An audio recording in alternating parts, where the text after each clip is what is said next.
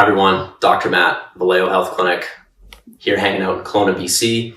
So some of the things that we should think about when we get a new sleep surface, regardless of what you go with, is like, wow, I'm like pretty sore after that. We can almost equate that to the same thing as your kind of January 3rd New Year's resolution. You're going back to the gym and you're like, hey, I used to be able to do like 50 push-ups. So you rock out some push-ups and you're like, yeah, get back into the squat rack and you hit some squats and then you can't sit down on the toilet or go downstairs for 3 or 4 weeks.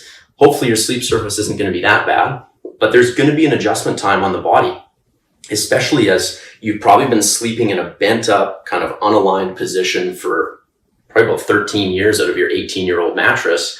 There's going to be some time. There's new pressure points in any mattress that you pick up and your body's going to adapt to it. The mattress doesn't really change, but your body's going to change. So what I'll say is give it a solid 3 or 4 weeks until you really start to make a decision like this just is not the right sleep product for me. Most of the people that I kind of refer to get a new mattress, they kind of come back with that. Either it was great right out of the beginning, or yeah, after a couple weeks, I was getting way better sleeps. Funny thing with better sleep is that it usually starts to come down and their ailment in the clinic usually starts to come down. Pain decreases, activity level, they're recovering a little bit better, and they're just generally a nicer person because you're sleeping better. Thanks very much.